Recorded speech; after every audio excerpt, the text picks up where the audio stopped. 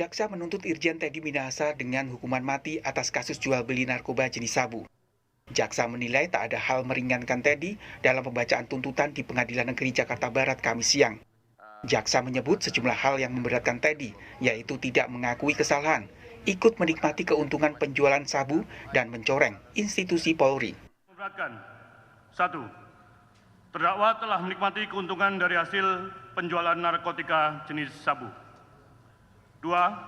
Terdakwa merupakan anggota Kepolisian Republik Indonesia dengan jabatan Kepala Polisi Daerah Provinsi Sumatera Barat, di mana sebagai seorang penegak hukum, terlebih dengan tingkat jabatan Kapolda, seharusnya terdakwa menjadi garda terdepan dalam memberantas peredaran gelap narkotika. Namun terdakwa justru melibatkan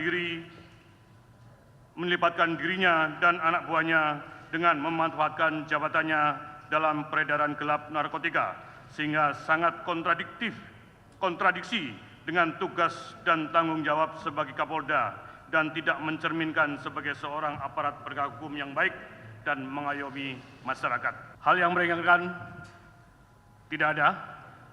Berdasarkan uraian dimaksud, kami penuntut umum dalam perkara ini dengan memperhatikan ketentuan undang-undang yang bersangkutan menuntut supaya Majelis Hakim Pengadilan Negeri Jakarta Barat yang memeriksa dan mengadili perkara ini memutuskan: 1. Menyatakan terdakwa Teddy Minahasa Putra bin Haji Abu Bakar telah terbukti secara sah dan meyakinkan bersalah melakukan tindak pidana turut serta melakukan secara tanpa hak atau melawan hukum menawarkan untuk dijual, menjual, menjadi perantara dalam jual beli, menukar dan menyerahkan narkotika golongan 1 bukan tanaman yang beratnya lebih dari 5 gram. Sebagaimana diatur dalam pasal 114 ayat 2 Undang-Undang Republik Indonesia nomor 35 tahun 2009 tentang narkotika Yunto 55 ayat 1 ke 1 KUP sesuai dakwaan pertama kami. 2. Menjatuhkan terhadap terdakwa Teddy Minahasa Putra bin Haji Abu Bakar dengan pidana mati, dengan perintah terdakwa tetap ditahan. Dalam persidangan terungkap Irjen Teddy terlibat kerjasama dengan AKBP Dodi, Linda alias Anita, dan Syamsul Ma'arif sebagai perantara penyebaran narkotika.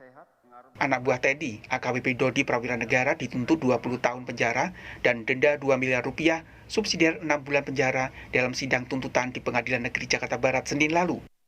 Sementara Linda Pujiastuti yang pernah mengaku menikah siri dengan Teddy dituntut 18 tahun penjara dengan denda 2 miliar rupiah, subsidiar 6 bulan penjara. Untuk terdakwa Kasranto dan Syamsul Ma'arif sama-sama dituntut dengan 17 tahun penjara dengan denda 2 miliar rupiah, subsidiar 6 bulan penjara. Tim Liputan, Kompas TV. Irjen Teddy Minahasa, mantan Kapolda Sumatera Barat, dituntut hukuman mati atas kasus peredaran sabu. Apakah tuntutan telah sesuai dengan kejahatan sang jenderal? Kita bahas bersama pakar hukum pidana Universitas Jenderal Sudirman, Hibnu Nugroho. Prof. Hibnu, selamat malam, sehat selalu. Selamat malam, Mbak. Alhamdulillah sehat-sehat. Baik, jadi Prof. Hibnu, soal tuntutan mati terhadap Irjen Teddy, bagaimana menurut Anda? Ya, saya kira itu sesuai ya. Jadi begini, Mbak, kita filosofinya begini. Jaksa menuntut pidana mati itu karena jaksa satu, dia adalah wakil negara. Kedua, mewakili korban, mewakili masyarakat. Ketika mewakili negara, kondisi Indonesia itu dalam keadaan darurat narkoba. Sehingga kalau kita lihat, Mbak, LP itu 70% isinya narkotika. Oke. Nah, dalam hal seperti ini, maka jaksa melihat perkembangan dinamika putusan yang kemarin Pak Kapolsek 17, Bu Linda 18, Pak AKP Dodi 20, jaksa sudah menitik beratkan pada sebagai aktor berarti lebih berat, yaitu adalah pidana mati. Jadi sudah tepat. Pidana mati, tepat sekali, karena negara darurat. Kalau kita lihat tadi Anda sebutkan soal terdakwa lain dengan hukuman yang juga tidak terlalu jauh begitu ya, disparitasnya, artinya jaksa meyakini semuanya memang bersalah dalam kasus ini. Bersalah. Sekarang pertanyaannya, barang sitaan loh Mbak, barang sitaan yang harus dikelola dengan baik, yang harus dirampas, kok dijual 5 kilo lagi. Dan yang menjual siapa? Penegak hukum lagi. polisi perwira lagi, jenderal lagi. Apakah ini bisa memberikan percontohan yang baik pada masyarakat? Oke. Apakah ini bisa memberikan contoh baik pada polisi yang lain? Saya kira tidak. Oke. Disinilah saya kira jaksa menuntut sesuai standar yang dilakukan dengan keadaan yang ada. Oke, Gitu. ketika dalam pertimbangannya juga jaksa menyebutkan tidak ada hal yang meringankan. Bagaimana Anda melihat itu? Ya, keadaan yang meringankan itu keadaan sosiologis. Ya kan? Satu. Artinya satu, pertama, dia memerintahkan menjual. Mengganti. Tidak ada penyesalan. Nggak ada penyesalan loh, Mbak. Kalau Oke. kita lihat. Lain dengan yang lain. Pak Teddy, Pak Dodi itu ada penyesalan. Penyesalan ini enggak.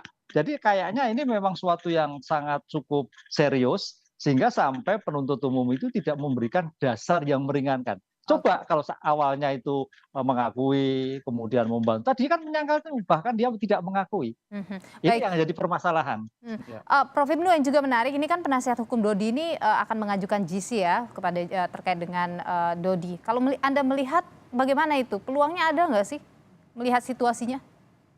Kalau GC bagian dari sistem peradilan pidana yang merupakan rekomendasi dari LPSK, kelihatannya enggak, karena LPSK menolak.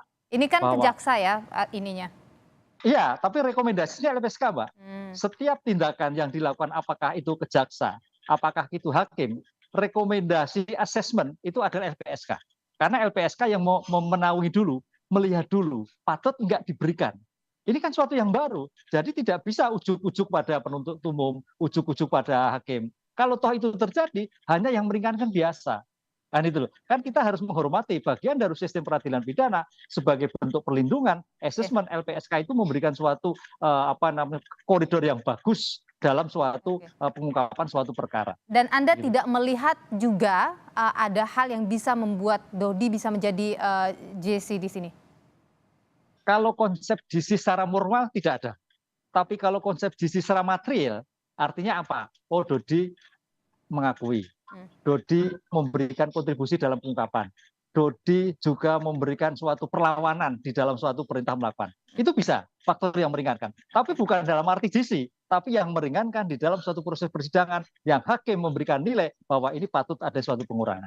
Oke, baik. Kita tentu masih akan lihat juga nanti pledoinya bagaimana dan juga vonis hakim nanti seperti apa. Prof. Ibnu Nugroho, pakar hukum pidana dari Universitas Jenderal Sudirman. Terima kasih sudah berbagi pandangan. Terima kasih Mbak Matur nuwun. Program Sapa Indonesia Malam. Sehat selalu Prof. Ibnu.